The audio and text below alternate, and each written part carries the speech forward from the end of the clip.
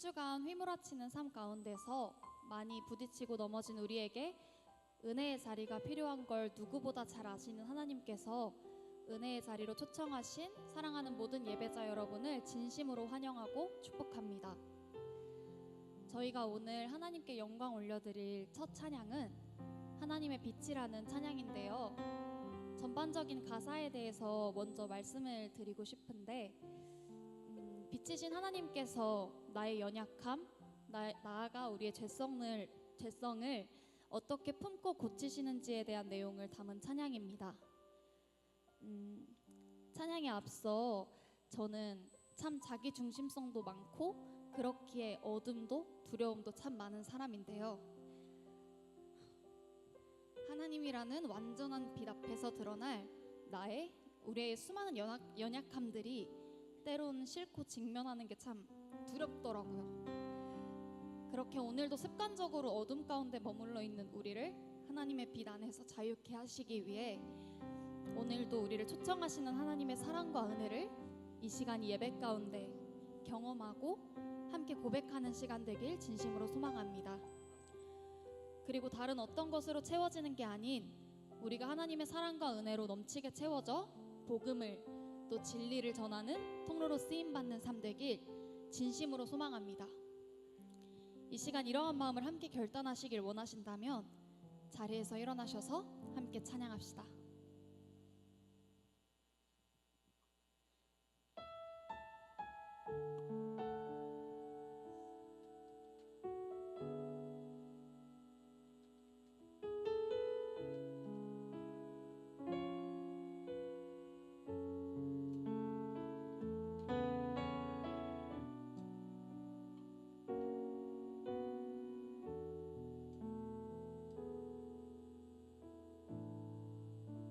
함께 고백합시다. 하나님의 빛 앞에서 하나님의 빛 앞에서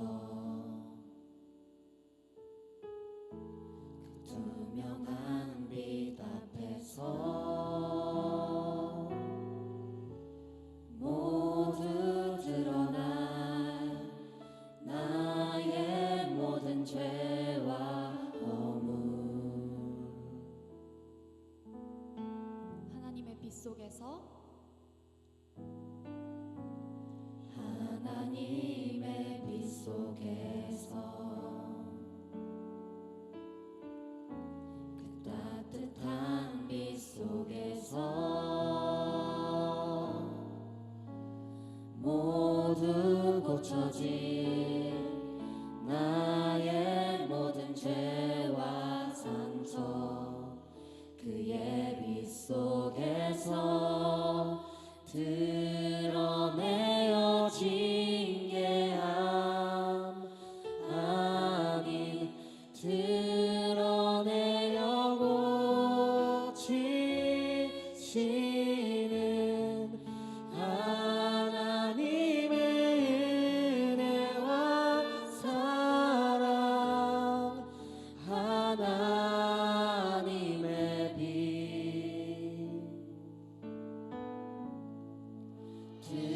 드러내어 부끄럽게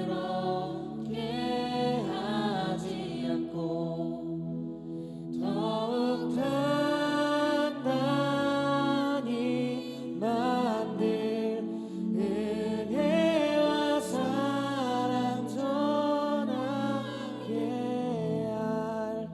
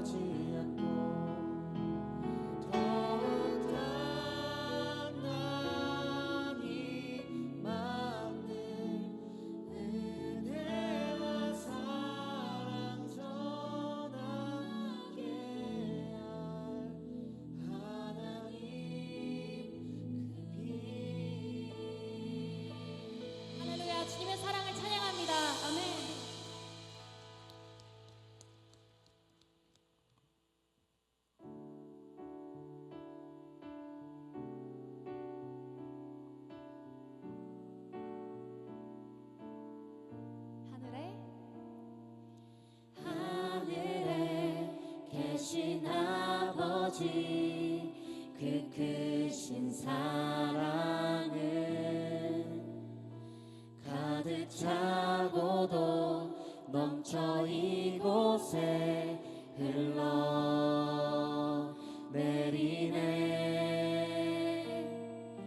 우리는 그 사랑을 받아 조심스레 이어가네. 당신의 나라에 살아갈 이웃들을 위해 아버지의 사랑으로 아버지의 사랑으로 이곳에서 사랑을 이어가네. 어딘가에서 부딪히고 또 다른 곳에서 넘어져도 아버지의 사랑으로 우린 한 번 더 일어서네. 하늘의 마음이 닿을 수 있도록 그 사랑이 이곳에 온전히 흘러가도록.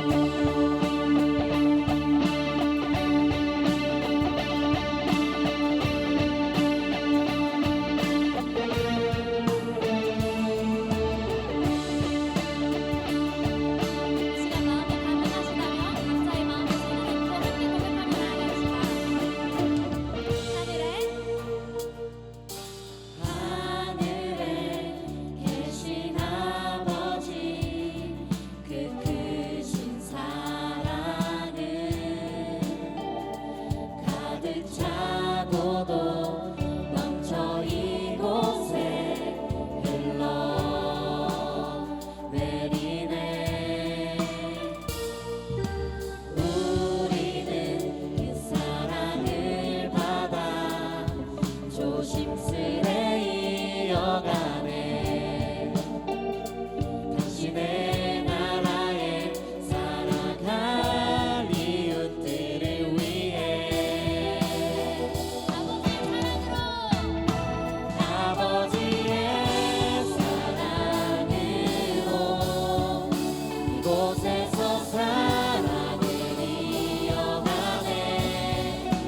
어딘가에서 부딪히고 다른 곳에서 넘어져도 아버지의 사랑으로 우린 한 번 더 일어서네. 하늘의 마음이 닿을 수 있도록 그 사랑이 이곳에 온전히 흘러가도록. 주님의 사랑이 우리 가운데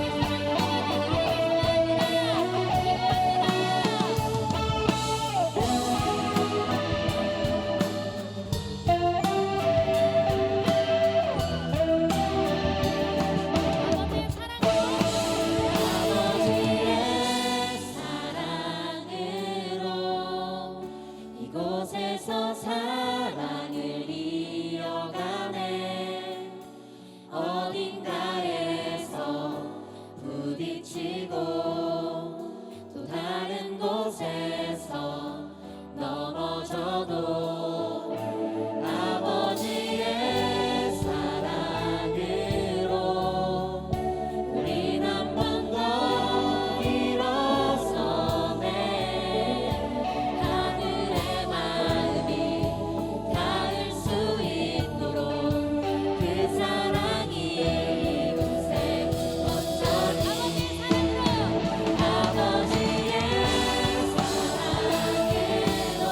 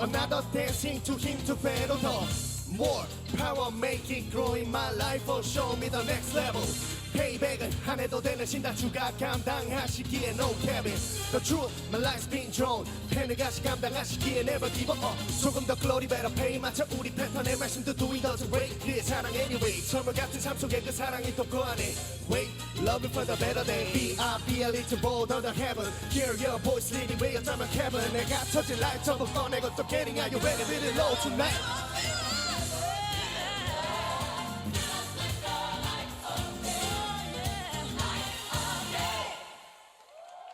Shout out to Jesus Max, make some noise. Hey. 네, 우리 다시 한번 더 우리 멋진 찬양으로 영광 올린 우리 헤븐 스피트 위에서 우리 박수하도록 하겠습니다.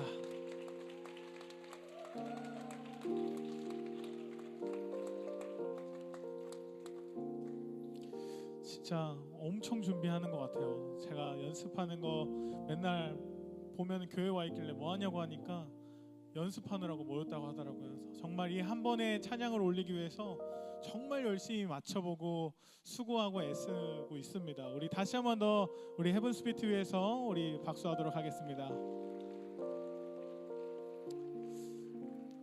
네, 광고 말씀 전하도록 하겠습니다. 우리 5월에는 마지막 주에 우리 찬양 예배로 주님 앞에 예배를 드립니다. 이번에 뮤직팀이 이름이 바뀌어서 워십 클래프 팀으로 이름이 바뀌었습니다. 우리 워십 클래프 팀에서 주관하는 우리 찬양 예배가 5월 31일에 있습니다. 주제는 성령 충만 실패한 자들을 위한 은혜입니다. 여러분 성령 충만하길 원하십니까?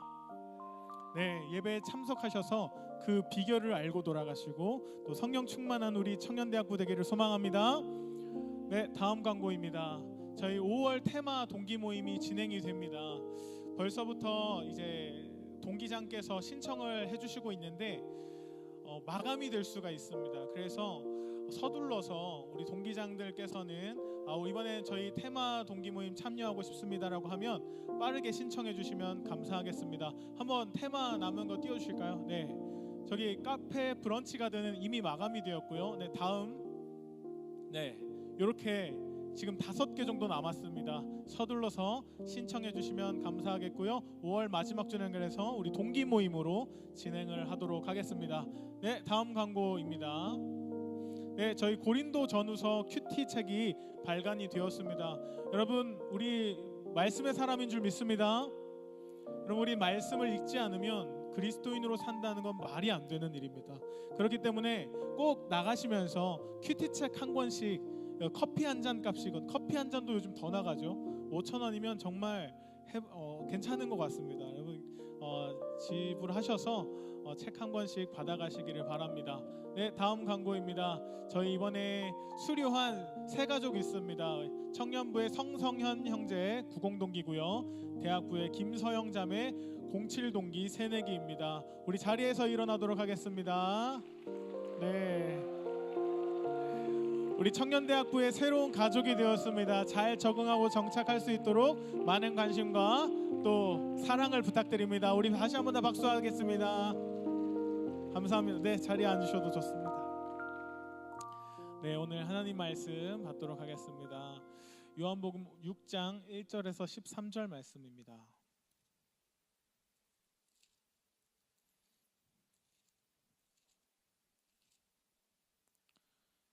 요한복음 6장 1절에서 13절 말씀 함께 합독하시겠습니다. 그 후에 예수께서 디베랴의 갈릴리 바다 건너편으로 가시매 큰 무리가 따르니 이는 병자들에게 행하시는 표적을 보았음이로라. 예수께서 산에 오르사 제자들과 함께 거기 앉으시니 마침 유대인의 명절인 유월절이 가까운지라. 예수께서 눈을 들어 큰 무리가 자기에게로 오는 것을 보시고 빌립에게 이르시되 우리가 어디서 떡을 사서 이 사람들을 먹이겠느냐 하시니 이렇게 말씀하심은 친히 어떻게 하실지를 아시고 빌립을 시험하고자 하심이라. 빌립이 대답하되 각 사람으로 조금씩 받게 할지라도 200데나리온의 떡이 부족하리이다. 제자 중 하나 곧 시몬 베드로의 형제 안드레가 예수께 여짜오되 여기 한 아이가 있어 보리떡 5개와 물고기 2마리를 가지고 있나이다. 그러나 그것이 이 많은 사람에게 얼마나 되겠사옵나이까. 예수께서 이르시되 이 사람들로 앉게 하라 하시니 그곳에 잔디가 많은지라 사람들이 앉으니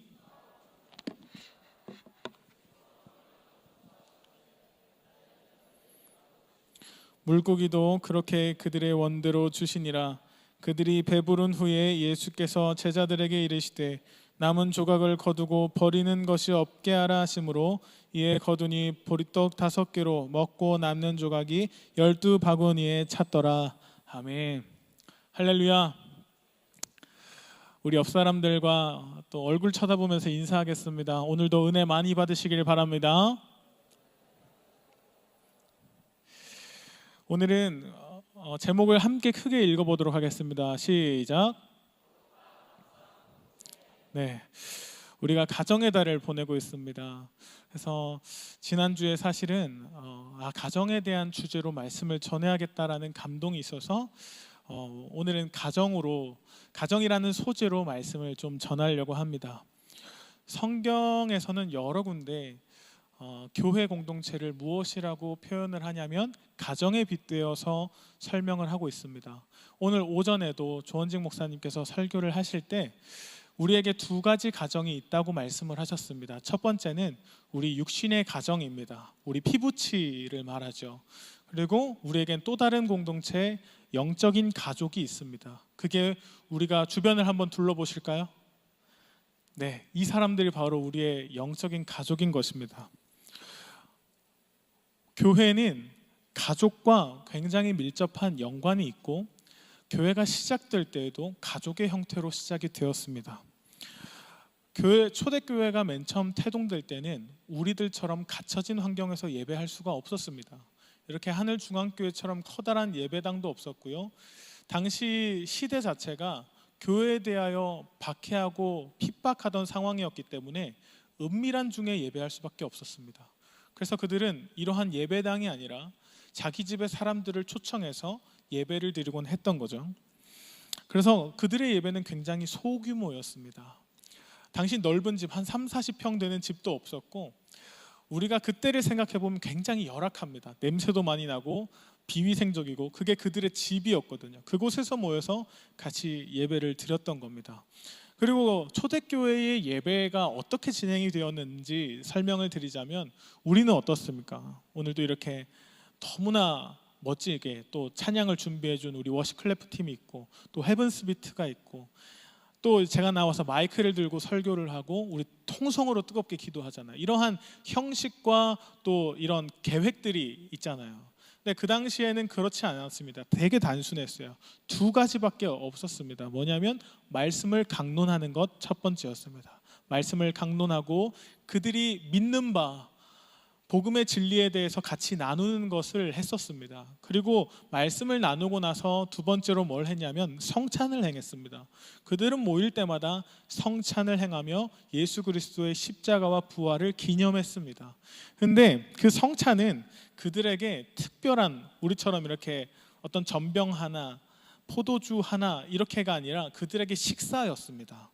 그러니까 다 같이 말씀을 듣고 나면은 삥 둘러 앉아서 떡을 떼고 잔을 나누면서 식탁 교제를 나누었던 거죠. 말씀을 준비하면서 그 당시 초대교회가 참 궁금해졌었습니다. 그 예배 분위기가 어땠을까? 그리고 그 말씀을 듣고 나서 다 같이 밥상을 나누어서 식사를 할 때 그 분위기가 어땠을까를 좀 생각해 보았습니다. 그리고 중요한 게 누가 밥상을 차렸을까라는 점입니다. 당시 그리스 로마 문화에서는 그 식사 문화를 클리엔텔라라고 불렀습니다. 이 클리엔텔라는 뭐냐면 신분과 지위를 확인하고 철저하게 과시하는 자리였습니다. 그러니까 식사를 하게 되면은 그 자리가 지위가 확실하고 신분이 나누어지고 그 계급이 확실하게 구분이 되는 그런 자리가 식사 자리였던 겁니다.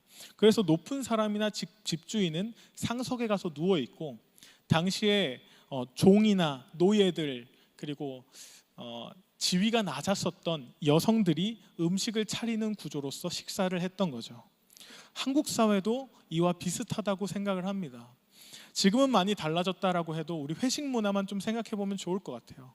고기는 누가 구워야 하는지, 집게를 우리 부장님이 들었다라고 하면은 바로 옆에서 가장급 되는 분들이 이제 눈초리를 주시죠. 저는 잘 경험은 안 해봤지만 드라마 보면 그런 것 같더라고요. 그렇게 하고 식사 자리에 앉았을 때 물은 누가 세팅을 하고 수저는 누가 놓아야 되는지, 사회생활을 해보신 분들은 뭐 대본에 답이 나오죠. 그러니까 우리의 문화 속에는 그렇게 아랫사람이 윗사람을 섬겨야 된다라는 그게 예의라고 배워왔습니다. 그러니까 우리 한국 사회에서는 그래도 나은 게 그게 예의와 예절의 범주였지, 그 그리스 로마에서는 그게 계급화되어 있고 제도적으로 정해져 있었습니다. 그래서 이것을 범하는 경우는 정말 불이익을 당하는 일들도 있었던 것이죠. 그러니까 그 당시에 식탁 문화가 얼마나 제도적으로 위아래 질서가 강했는지를 우리는 확인할 수가 있습니다. 그렇다면 여러분, 한번 상상력을 발휘해서 교회 안에 그들이 들어왔을 때는 어떻게 행동했을까를 우리는 생각해 보아야 됩니다. 자, 종과 주인이 어느 날 다 같이 복음을 믿고 회심을 했습니다. 그래서 종이 주인을 따라서, 주인이 교회 가자 해가지고 뒤를 쫓아가지고 이제 어디 정해진 예배당으로 이렇게 들어갔겠죠. 그 문 앞에서 문을 열고 들어갔습니다. 그 밖과 안이 같았을까 달라졌을까? 여기 좀 궁금하지 않습니까? 상정과 종 그리고 남편과 아내가 바깥에서 같이 들어와서 이제 한 공간에 모였습니다. 그리고 말씀을 들었습니다. 이제는 식사를 해야 되는 차례인 거예요. 누군가는 식사상을 준비를 해야 됩니다. 그러면 당연히 그 당시 문화로면 아랫사람들과 여자들이 자동 반사적으로 일어나서 밥상을 차리고 이것저것 퍼나르느라고 정신이 없어야 되는 거고, 윗사람들과 장정들은 구석에 가가지고 중요한 사안을 의논하고 라는 그러한 핑계를 가지고서 누워 있었겠죠. 그런데 초대교회는 세상과 다른 가치를 보여주었습니다. 안과 박이 똑같지 않았습니다. 아랫사람들이 윗사람을 섬기고 약한 사람들이 강자를 섬기는 그런 모습이 아니라, 그곳에서는 어떤 질서가 생겼냐면 믿음이 좋은 사람이 믿음이 약한 사람들을 섬기는 겁니다. 그게 교회 안에서 일어났던 새로운 질서와 가치였던 거죠. 초대 교부 중에 터툴리안이라는 교부가 있습니다. 이 터툴리안이 변증론이라는 책을 썼는데, 거기에 기록에 보면 기독교인들이 어떻게 애찬을 나누었는지가 상세하게 기록이 되어 있습니다. 제가 읽어드리겠습니다. 우리의 식사는 사랑이 뜻하는 바를 그대로 보여줍니다. 우리는 돈을 과시하기 위해 상을 차리지 않으며 가난한 자들을 대접하기 위해 비용을 지출합니다.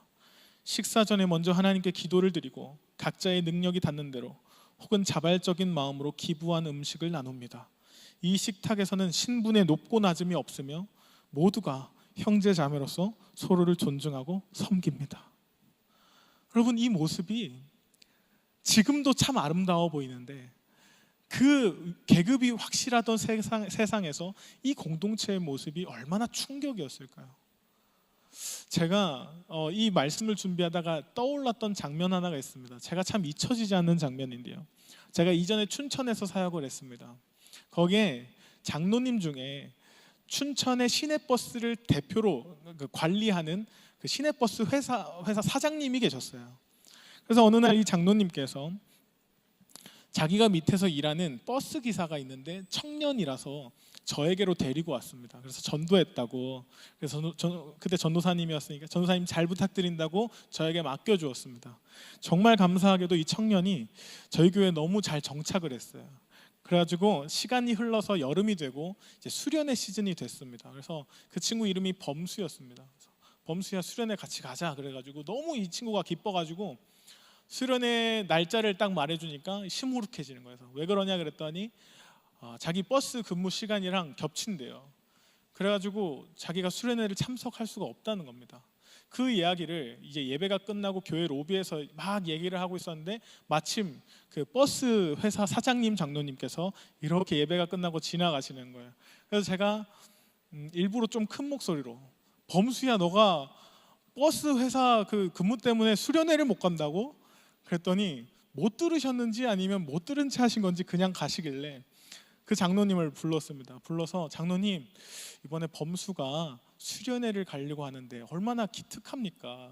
이 수련회를 간다고 하는데 버스 근무가 잡혀가지고 못 간다고 하는 상황인데 어떻게 좀 안 될까요? 그랬더니 사실 이게 되게 어려운 상황, 이걸 바꾸는 게 쉽지가 않은 건데 그 장로님께서 흔쾌히 허락해 주셨습니다. 그때 범수는 너무 무서워서 저 구석에 숨어 있었죠. 그렇게 범수는 수련회를 가게 되었습니다. 너무 좋아하는 거예요.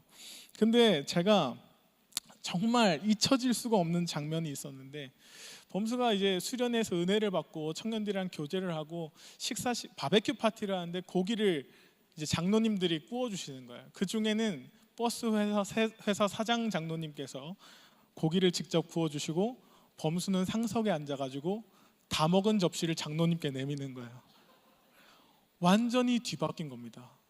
종이 상전이 됐고 상전이 종이 되었습니다. 제가 그 모습을, 범수가 간이 배 밖으로 나와서 접시를 장로님께, 자기 회장님께 내미는 그 모습을 보면서, 정말 그 모습을 보면서 울컥하는 마음이 있었습니다. 저걸 보면서 하나님 나라가 정말 아름다운 거구나. 세상에서는 자기 어필, 자기 말 한마디도 하지 못하는 그런, 어떻게 보면 계급이 낮은 사람이 이 교회 안에서 어떻게 그 위치가 변하는지를 보면서 하나님 나라가 이런 건 아닐까, 그걸 바라보는 것만으로도 전 정말 너무 행복하더라고요. 하나님 나라는 그렇답니다. 사자와 어린 양이 함께 놀고 어린아이가 독사굴에 손을 집어넣어도 안전한 그런 나라라고 하는데, 그 모습을 구현해내고 있는 그 두 사람을 통해서 제가 참 은혜가 되었습니다. 에베소서에 보면 사도 바울이 이러한 그림을 통해서 교회가 어떤 정체성을 가지고 있는지를 설명합니다. 에베소서 2장 19절을 우리가 함께 읽도록 하겠습니다. 시작.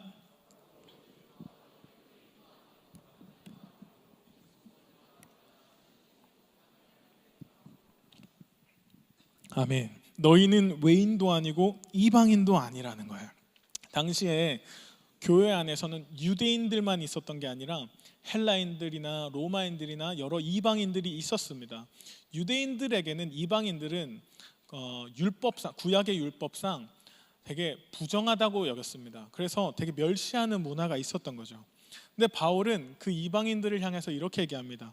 너희는 더 이상 외국인이 아니라 성도들과 동일한 시민이요 하나님의 권속이라 그랬습니다. 권속은 무슨 뜻이냐면 가족이라는 의미입니다. 여기서 외국인이라고 했고 그 다음으로 좁혀 들어와서 시민이 되었고 그 다음으로 좁혀 들어와서 가족이 됩니다. 이 점점 이 좁아들어져가는 그 거리감이 좁혀지는 것을 여러분 이해하십니까? 맨 처음은 외국인이었습니다. 나라가 다르고 언어가 다르고 문화가 다른, 정체성이 완전히 다른 존재였습니다. 그러나 그 외국인들이 교회 공동체에 들어와서 같은 나라와 같은 권리와 같은 가치를 나누는 동일한 시민이 된 것입니다. 그리고 여기서 멈추지 않고 어떻게 되냐면 이젠 같은 나라가 아니라 같은 집안에 살아가는 너희는 가족이 되었다라고 점점 좁혀 들어가 가까워지는 것을 우리는 볼 수가 있습니다. 말하자면 이런 것, 너희는 더 이상 이제 손님이 아니라 집주인이고, 너희는 이방인, 객지 사람이 아니라 너희는 우리 가족이야 라고 이야기를 하고 있는 겁니다. 지난주에 타지에서 손님들이 참 많이 왔었습니다. 저는 이왕이면 그냥 편하게 바깥에서 밥을 사주려고 그랬는데 아내가 집에서 밥을 차려주자고 해가지고 손님을 집에 초청해가지고 밥을 차려줬습니다. 근데 손님 입장에선, 여러분도 손님이 되어보셔서 알겠지만 가만히 있기가 굉장히 뭐합니다. 그래서 저도 되어본 입장에서 막 제가 이거라도 좀 도와드릴게요, 날라드릴게요 이러고 싶어 하는 마음이 저도 알고 있습니다. 그래서 그 손님들도 똑같이 막 뭔가를 도와주려고 그러고, 그런데 제가 못 시키겠더라고요. 그래서 제발 좀 가만히 앉아 있으라고 그랬습니다. 이게 그냥 하는 말이 아니라 그러길 정말 바라는 마음으로 그냥 가만히 앉아서 맛있게만 드셔주세요, 그렇게 얘기를 했습니다. 근데 손님은 그런 것 같습니다. 맛있게 먹어주면 되는 역할만 하시면 됩니다. 가만히 자리에 앉아서 우리가 제공하는 식사와 혜택을 누리기만 하면 되는 게 손님이라는 자리의 정체성입니다. 근데 가족은 그렇지가 않습니다. 제가 그 자리에 같이 앉아서 가만히 앉아 있었다면 저는 어떻게 될까요? 제 밥은 따로 나왔을 겁니다. 가족은 그러면 안 되더라고요. 저는 밥상을 차릴 때 제 지분율이라고 치면은 정말 5%도 안 되고 거의 다 아내가 준비를 다 해줍니다. 근데 꼭 1%라도 꼭 참여를 하게 시킵니다. 숟가락 젓가락이라도 놔라고 하면은 저는 숟가락만 딱 올리고 그 식탁에 참여를 합니다. 그러니까 이렇게 저희 집에는 그런 룰 아닌 룰이 있는 것 같아요.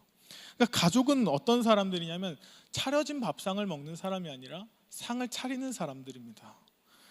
정말 그렇게 안 하는 가정도 있지만 온전한 덕을 세우는 가정이라면 서로가 서로를 섬기고 서로가 함께 밥상을 차릴 수 있는 공동체가 덕스러운 공동체, 성경적 가치가 드러내는 공동체인 줄 믿습니다. 오늘 본문에 보면 예수님께서 오병이어 기적을 행하시거든요. 오병이어 사건은 예수님께서 5천 명이 넘는 사람들을 5개의 떡과 2마리의 물고기로 먹이신 아주 정말 큰 기적을 행하신 사건이었습니다. 오병이어 사건은 4복음서가 있죠. 마태, 마가, 누가, 요한, 이 4가지 복음서에 공통적으로 다 들어가 있는 사건입니다. 근데 요한복음에만 기록되어 있는 독특한 표현이 있는데요. 우리 9절을 함께 읽도록 하겠습니다. 9절. 여기 한 아이가 있어 보리떡 5개와 물고기 2마리를 가지고 있나이다. 네, 여기까지만 읽으면 되겠습니다. 제자들이 무리가 5,000명, 장정만 5,000명이니까 2만 명으로 추산하고 있거든요. 2만 명이 되는 사람들이 예수님의 말씀을 들으려고 모였습니다. 그리고 한참 어떻게 보면 수련회를 진행을 한 거죠. 저녁 시간이 되었습니다. 이들이 밥을 먹지 못해서 배고파하고 있으니까 어떻게 하면 좋을까? 제자들이 의견을 냈습니다. 그래서 나름 합리적인 제안을 합니다. 예산을 들이지 않고 저녁을 먹을 수 있는 방법이 있습니다. 그것은 각자 저녁을 해결하고 다시 저녁 집회로 모이는 것입니다. 이렇게 얘기를 한 거죠. 굉장히 합리적이죠. 예산을 전혀 들이지 않고 각자 집에서 먹고 다시 모이겠습니다라고 하는 게 진행하고 주최하는 입장에선 간편한 방식이었습니다. 근데 예수님께서 뭐라고 얘기하냐면 너무 좋은 방법이다라고 하지 않으시고 그렇게 하지 말고 너희가 먹을 것을 주라고 얘기하십니다. 그런데 제자들은 가진 게 하나도 없었고 그 저녁 식사를 준비할 예산이 턱없이 부족했습니다. 그래서 빌립이라는 아주 계산적인 제자가 나와서 그 예산을 청구를 하는데 한 200데나리온 정도 될 것 같습니다. 200데나리온은 당시에 노동자가 200일 일하면 받을 수 있는 금액이었습니다. 오늘날로 환산하면 한 1,000만 원 정도 되는 것이죠. 그래서 다른 제자도 있었는데 안드레라는 제자가 어떤 아이에게 도시락 하나를 받은 겁니다. 이 도시락을 가지고 주님께 나와서 주님 이거라도 뭐 좀 안 되겠습니까? 이런 지금 상황인 거예요. 터무니없는 상황인 거죠. 자, 저는 이 말씀을 묵상하면서 여러 가지 궁금증이 있었습니다. 가장 궁금했던 건 안드레가 이 어린아이의 도시락을 어떻게 가져왔을까? 안드레가 이렇게 쭉 둘러보다가 저기 도시락이 있네? 가지고 일이네? 가지고 이렇게 받아왔을까?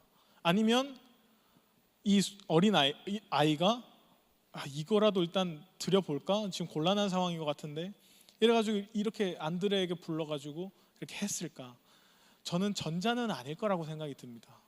후자일 것 같아요. 이 아이가 자기가 가진 걸 가까이 있던 안드레에게 주지 않았을까 생각을 했습니다. 또 하나 궁금했던 건 도시락을 챙겨왔던 게 이 아이 하나였을까? 그렇지 않습니까?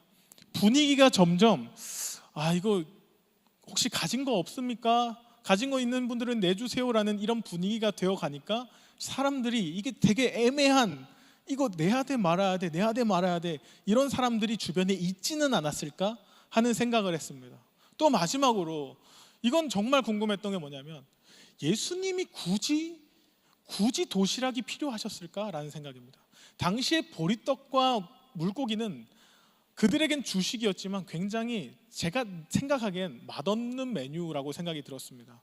근데 이거 말고도 예수님은 그냥 말씀만 하시면 더 맛있는 메뉴로 무한 리필을 준비하실 수 있는 분이신데 꼭 이 어린아이의 도시락이 필요하셨을까라는 생각이 들었던 겁니다.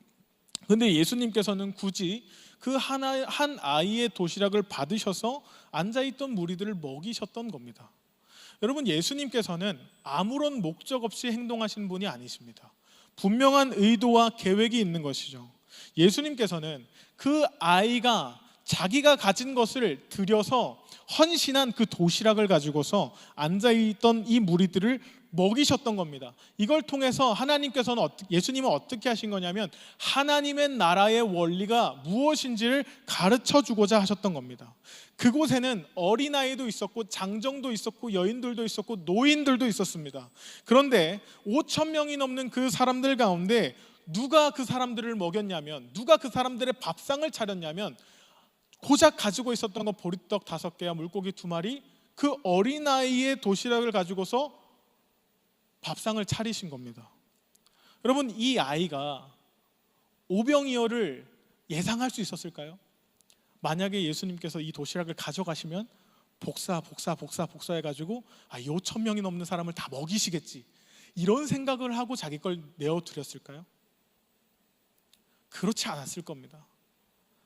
그런 생각을 하기보다, 자기에게 돌아올 보상을 생각하기보다 이 아이는 그저 자기가 들었을 때 하나님의 아들이신 그 예수님께 자기가 가진 것 이것이라도 도움이 되지 않을까 하고 그저 내어 버리듯이 드렸다고 생각을 합니다. 근데 9절에 보면 이 한 아이와 대조되는 부류가 있습니다. 9절을 한번 다시 읽어보도록 하겠습니다. 9절 읽습니다. 여기 한 아이가 있어 보리떡 5개와 물고기 2마리를 가지고 있나이다. 그러나 그것이 이 많은 사람에게 얼마나 되겠사옵니까? 여기서 많은 사람들이 등장합니다. 요한복음에서는 종종 무리라는 표현을 정말 많이 씁니다. 큰 무리라고 묶여졌던 그 사람들, 이 무리들은 어떤 사람들이냐면 차려진 밥을 먹었던 사람입니다. 예수님께서 도시락을 드시고 축사를 하니까 이게 무한리필이 시작이 되었습니다. 그게 좋아서 이 사람들은 어떻게 하냐면, 와, 예수님을 따르면 차려진 밥상을 늘 먹을 수 있겠구나 하고 15절에 예수님을 억지로 붙잡아서 임금을 삼으려고 했습니다. 여기서 억지로라는 표현이 등장을 하거든요. 이것은 강제로, 무력을 일삼아라는 의미입니다. 그러니까 예수님은 그들은 예수님을 무력을 일삼아서 이 사람은 임금이 될 사람이야, 이거 저기 궁궐로 보내야 돼 해가지고 붙잡았던 거죠. 예수님께서 그들을 피해서 호수 건너편으로 이동을 하셨습니다. 근데 그 무리들이 예수님보다 더 빨리 가가지고 배를 타고 건너오신 예수님을 기다리고 있는 거예요. 그때 예수님이 그들에게 뭐라고 말씀을 하시냐면 6장 26절에 보면 예수께서 대답하여 이르시되 내가 진실로 진실로 너희에게 이르노니 너희가 나를 찾는 것은 표적을 본 까닭이 아니요 떡을 먹고 배부른 까닭이로다 라고 얘기해요. 그들이 예수님을 찾은 것은 예수님을 사랑해서 예수님을 따르기 위해서 쫓아온 것이 아니라 무엇 때문이라고 말하고 있습니까? 떡을 먹고 배부른 까닭이라고 얘기하고 있는 거예요. 그들의 열정을 한번 보십시오. 예수님을 쫓기 위해서 몇십 킬로나 되는 그 거리를 예수님보다 더 빨리 따라갔습니다. 이것은 그냥 그들이 열심히 달려갔다라는 의미가 아니라 그들의 열정이 얼마나 대단했는지를 보여주고 있습니다. 근데 그들은 예수님께 열광했고 예수님을 왕으로 세우려고 외쳤던 사람들인데 그들의 문제는 무엇이었느냐? 그들이 예수님을 믿고 따른 까닭이 본인들이 받을 혜택 때문이었던 겁니다. 예수님을 따라가면 밥을 먹을 수가 있고 예수님을 따라가면 무한으로 내가 원하는 것들을 채워주시니까 그래서 예수님이 좋았던 것이죠. 그러나 예수님이 이렇게 말씀을 하시는 겁니다. 이젠 나에게 너희가 원하는 메뉴는 없고 나는 다른 것을 주러 왔다. 나는 너희에게 육신의 떡을 주러 온 것이 아니라 생명의 떡을 주러 왔다. 여기서 먹고 배부를, 잠깐 먹고 배부를 것이 아니라 영원히 배부를 수 있는, 영원히 만족할 수 있는, 영원히 목마르지 않을 수 있는 양식을 주러 왔다라고 말씀을 하십니다. 그러니까 이 앉아있던 사람들이 어떻게 들리냐면 이제 혜택이 끝났다라는 소리네 하고 66절에 이렇게 되어 있습니다. 그때부터 그의 제자 중에서 많은 사람이 떠나가고 다시 그와 다니지 아니하더라. 이런 예수님이라면 나는 필요 없다는 겁니다. 사도 요한은 이 두 부류를 대조하고 있는 겁니다. 자기가 가진 전부를 들여서 밥상을 차렸던 어린아이와 차려진 밥을 먹는 것을 좋아하지만 자기를 결코 희생하려고 하지 않았던 무리들, 이 둘을 지금 대조하고 있는 겁니다. 카일 아이들먼 목사님의 팬인가 제자인가라는 책이 있습니다. 이거는 정말 여러분들도 꼭 사서 읽어보셨으면 좋겠습니다. 거기서는 교회 안에 두 부류의 신자가 존재한다고 얘기합니다. 제자가 있고 팬이 있다라는 거예요. 제자와 팬은 비슷해 보입니다. 얼추 보면 다 똑같은 무리처럼 보이거든요. 근데 극명한 차이점 하나가 있다라고 합니다. 다들 열정도 있고 감정도 있고 나름대로 헌신하는 것도 있고 신앙생활의 열심도 있는데 어떤 차이가 있느냐? 예수를 따르는가 안 따르는가에서 팬과 제자가 갈린다라고 얘기합니다. 거기에 있는 문구를 제가 읽어드리겠습니다. 오늘날 교회의 가장 큰 문제거리는 스스로 그리스도인이라고 말하지만 정작 그리스도를 따를 생각이 없는 추호도 없는 팬들이다.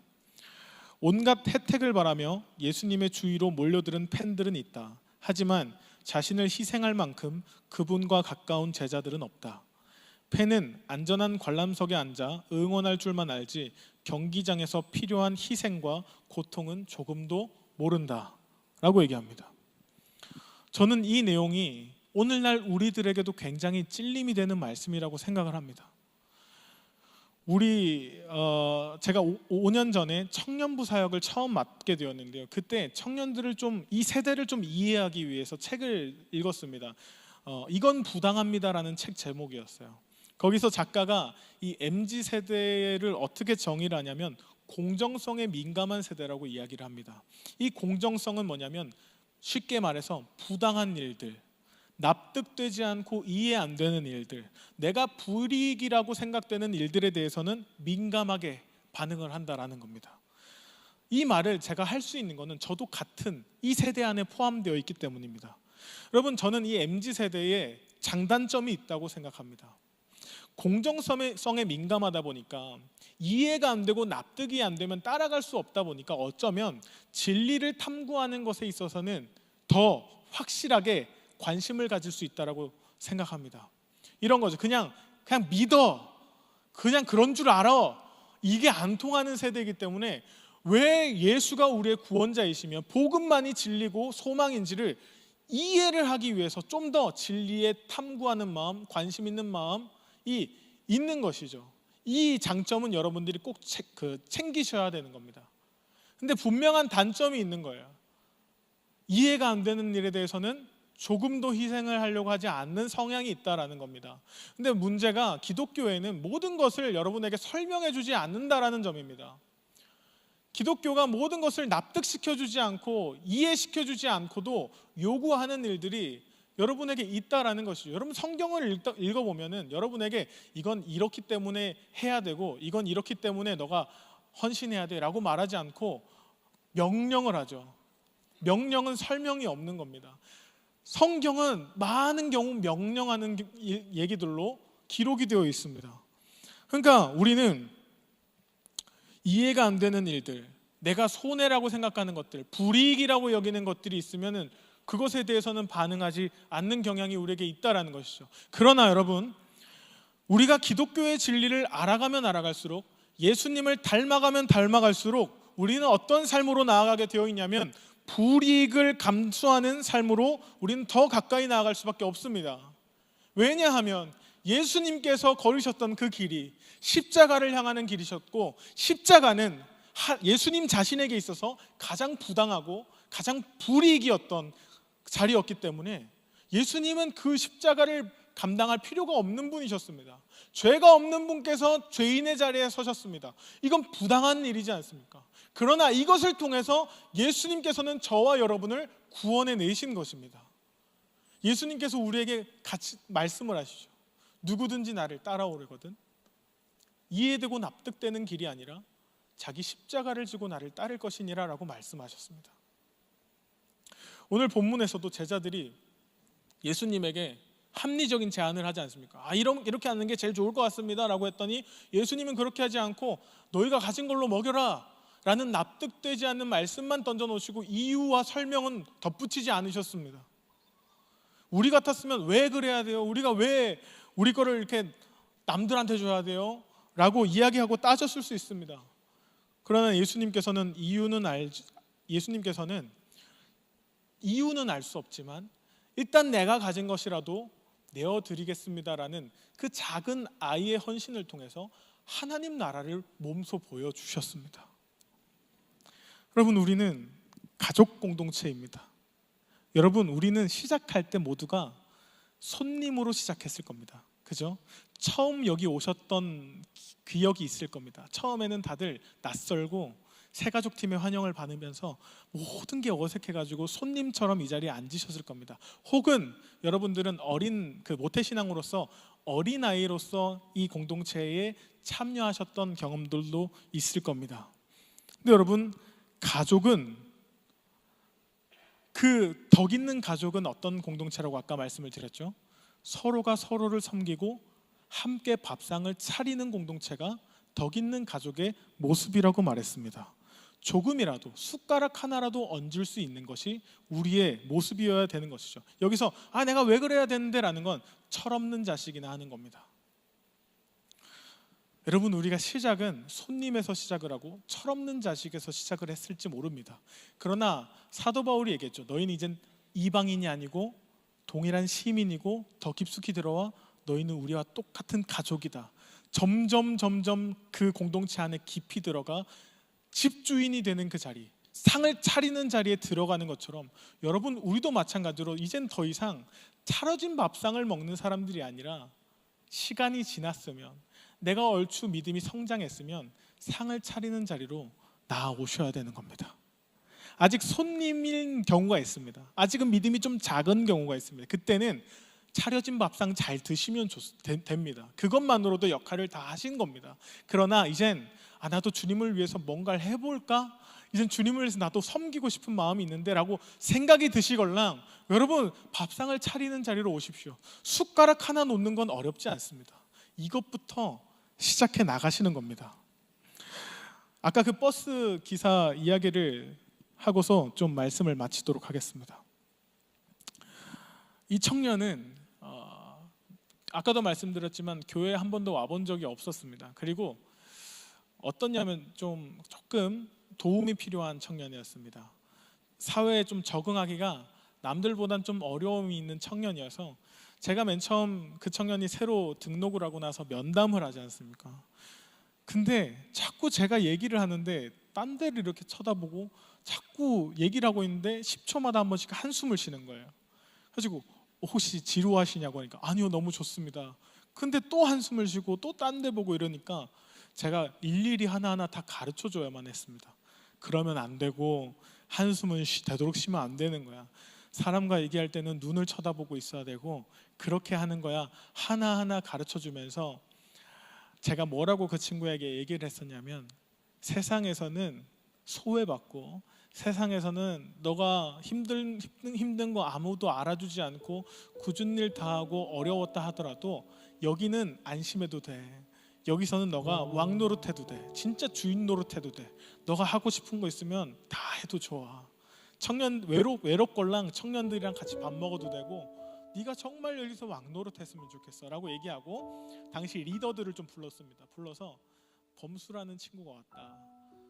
그 친구가 왔으니까 저 친구가 왕 노릇했으면 좋겠다. 그러려면 너희가 종처럼 헌신해야 되고 희생해야 되고 아이를 키우듯이 하나하나 다 알려줘야 되고 밥도 많이 사줘야 된다. 할 수 있겠냐 그러니까 감당하기로 했습니다. 그 청년을 담당했던 셀리더는 매주마다 저한테 와서 자신이 너무 힘들다고 얘기를 계속 했습니다. 근데 포기하지 않고 끝까지 그 청년을 섬겼습니다.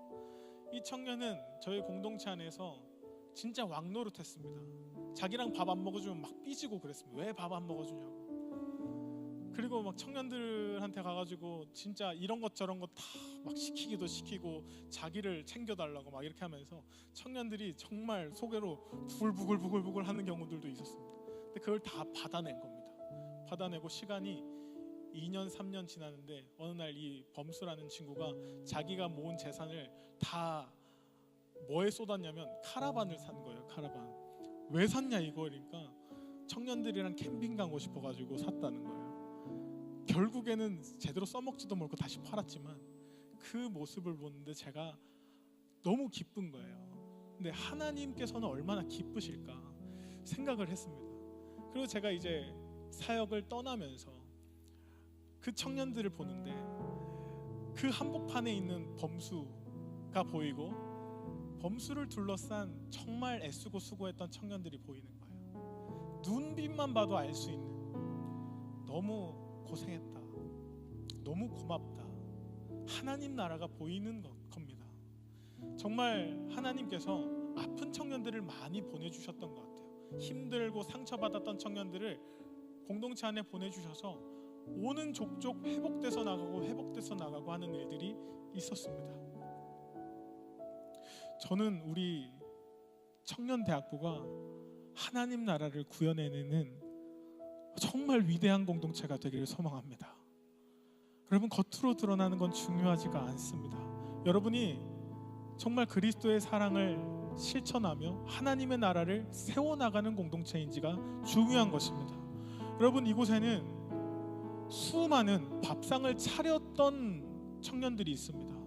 여기에 워십클래프 팀도 있죠, 새가족 팀도 있죠, 양육 팀도 있죠, 안내 팀도 있죠, 제가 헤븐스비트도 있고 하늘드림도 있죠, 방송팀도 있죠.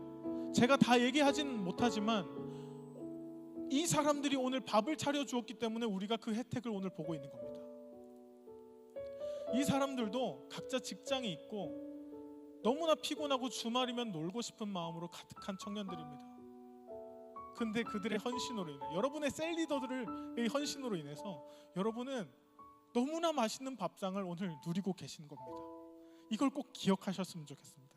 지금 그 상태에서 열심히 밥 드시고 열심히 은혜로 채우시고, 여러분 이젠 좀 자라나셨다면 이 밥상을 차리는 일들에 동참하시기를 주님의 이름으로 부탁을 드립니다.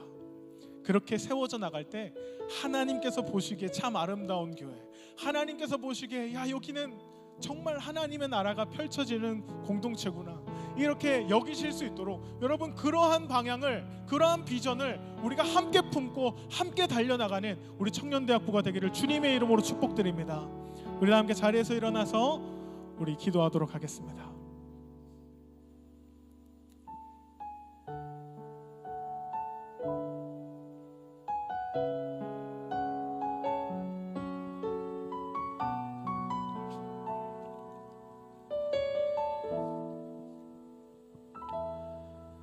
날이 저물어 갈 때, 빈들에 서버릴 때, 그때가 하나님의 때. 내 힘으로 안 될 때, 빈손으로 걸을 때, 내가 고백해 여호와 이래. 우리 모인 이곳에, 우리 모인 이곳에 주님 함께 계시네.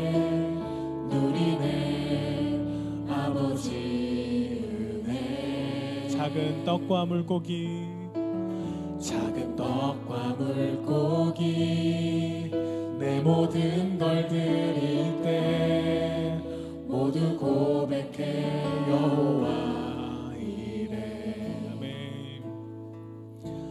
주가 일하시네, 주가 일하시네. 주께 아끼지 않는 자에게 주가 일하시네, 주가 일하시네. 신뢰하며 걷는 자에게. 우리 다시 한 번 더 찬양하겠습니다.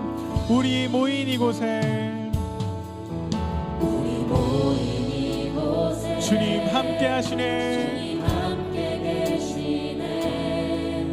누리네 아버지.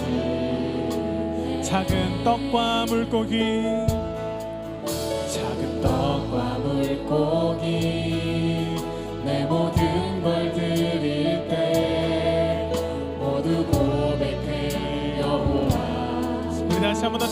고백합니다. 우리 모인 이곳에, 우리 모인 이곳에 주님 함께 계시네.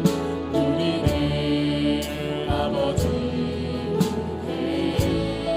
적은 떡과 물고기, 적은 떡과 물고기, 내 모든 걸 드릴 때, 내 모든 걸 드릴 때 모두 고백해 여호와 이래. 아멘. 주가 일하시네. 주가 일하시네. 주가 일하시네. 주께 아끼지 않는 자에게 주가 일하시네. 주가 일하시네. 신뢰하며 받는 자. 주가 일하시네. 주가 일하시네. 주가 일하시네. 아멘. 주가 일하시네. 주께 아끼지 않는 자에게. 아멘. 주가 일하시네. 주가 일하시네. 신뢰하며 걷는. 마지막으로 고백합니다. 주가 일하시네. 주가 일하시네. 주가 일하시네. 주께 아끼지 않는 자에게 주가 일하시네. 주가 일하시네. 신뢰하며 걷는 자에게. 우리 주님께서는 여러분들을 한 번도 무리로 부르신 적이 없습니다. 팬으로서 부른 적이 없습니다. 모든 사람들을 당신의 제자로 부르신 줄 믿습니다.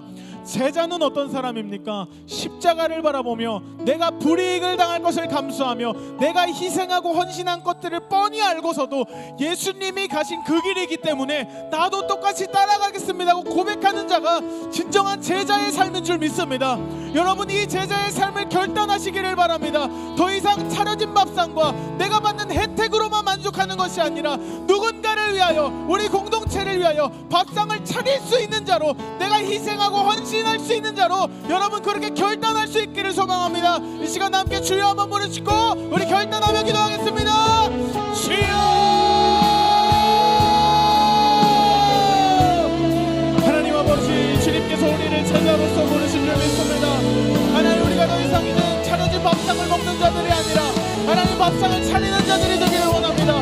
불이익이 있다 하더라도, 내가 손해를 본다 하더라도, 내가 희생한다 하더라도 주님이 나를 위하여 행하신 그 사랑 때문에 내가 그 일들을 넉넉히 감당해내는 자들이 되기를 소망합니다.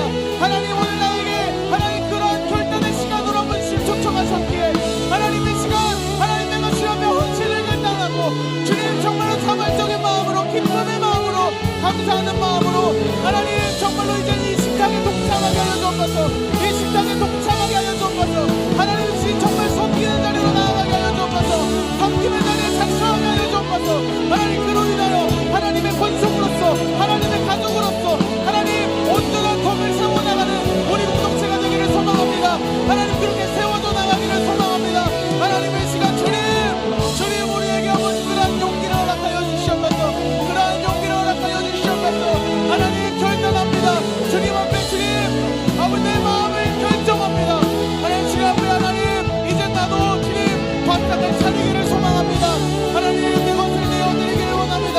작은 것이라 할지라도 하나님 주 앞에 온전히 내어드릴 수 있는 그런 마음들 아버지 우리 가운데 허락하여 주시옵소서. 하나님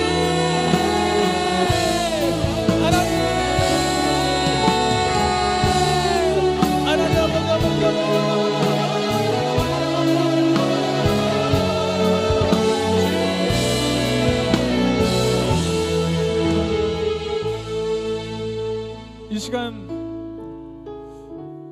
내가 밥상을 차릴 수 있을까? 난 실력이 없는데, 내가 헌신을 하면 정말 바쁠 텐데 내가 이 시간을 낼 수 있을까? 고민하고 있는 청년들이 있다면, 여러분, 밥상 차리는 건 거대하고 굉장한 일이 아닙니다. 거창한 것이 아니라 여러분 숟가락 하나 얹으면 여러분은 밥상을 함께 차린 사람인 겁니다. 그렇기 때문에 고민하고 있는 청년들, 정말 헌신하기가 참 두려운 청년들이 있다면 천천히 하나하나 시작해 나가셔도 좋습니다. 그러나 중요한 것은 참여하는 것이 중요한 것입니다. 또한 그동안 밥상을 열심히 차려왔던 청년들은 들으십시오. 여러분의 헌신이 헛되지가 않습니다. 여러분이 불이익을 당하고 여러분의 인생이 소진되고 완전히 그냥 갈려나간 것만 같아 보이지만 사실 그렇지 않습니다. 예수님께서 십자가에서 완전한 그 불이익을 감수하시고 나서 부활하셨습니다. 새로운 역사가 시작되었습니다. 생명을 살리는 구원의 역사가 그로 인하여 시작된 것입니다. 그렇기 때문에 여러분 낙심하거나 절망하지 마십시오. 하나님께서 여러분의 헌신을 기억하실 것입니다. 이 시간 이 두 가지 기도 제목을 놓고서 우리 주여 한번 부르고 기도하겠습니다. 주여,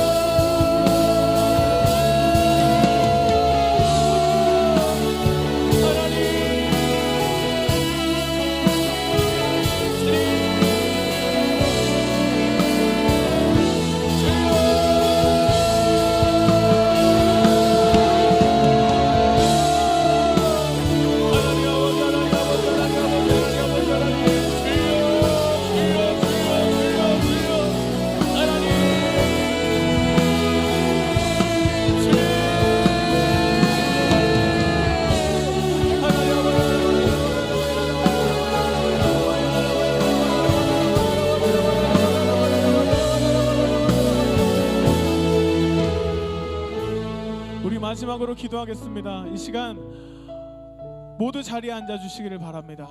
이 시간 앉아서 기도할 텐데 우리 밥상 차림 사람들 다 일어나시길 바랍니다. 이 하늘중앙교회 청년대학부라는 참 아름다운 밥상을 차리는 일에 참여했던 청년들, 셀리더들 일어나 주시길 바라고, 각 팀 헌신자들 일어나 주시길 바랍니다.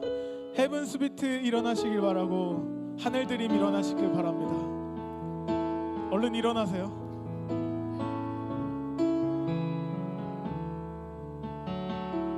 여러분, 이 사람들을 위해서 여러분 기도하시길 바랍니다. 우리를 위해서 여러분이 이 맛있는 밥상을 먹을 수 있도록 알게 모르게 뒤에서 항상 헌신하고 수고하는 이 밥상을 차려준 우리 리더들을 위해서 여러분 이 시간 함께 감사한 마음으로, 또 축복하는 마음으로, 중보하는 마음으로 기도해 주시길 바랍니다. 하나님, 이 사람들 덕분에 오늘도 내가 은혜를 받을 수 있었고, 오늘도 내가 이 자리에 있을 수 있었습니다.